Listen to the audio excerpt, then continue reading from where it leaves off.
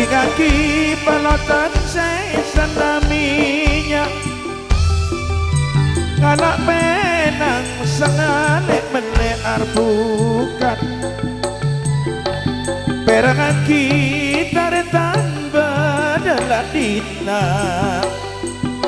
guna mangket ani mengajak mulio bukan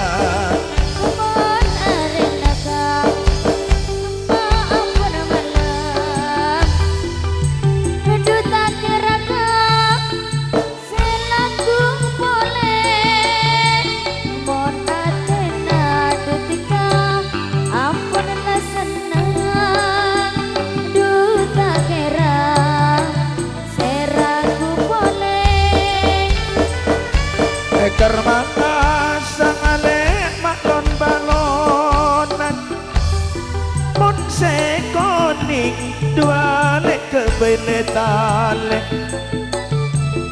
maju tema alek yuni kala launan mak lekening di empat serangkai kebele kare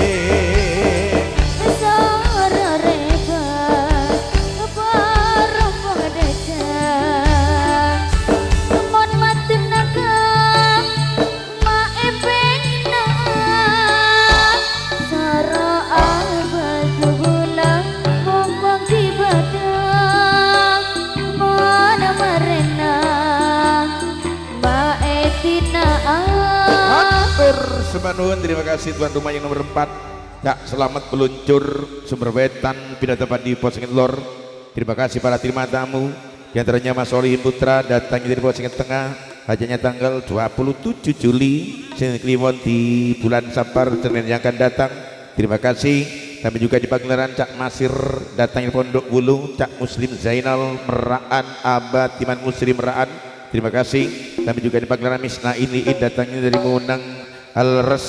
Udah tapi juga di pagelaran Kampung Santo, Kampung Ari datangnya dari Posengit Tengah. Irfan Sindia datang dari Posengit Tengah. Udah tapi di pagelaran Caiko Maula Seberwetan, Cak Sulaiman Racun serta Cak Samiti Posengit Lor. Udah tampil di pagelaran Nito Prabowo Posengit Lor.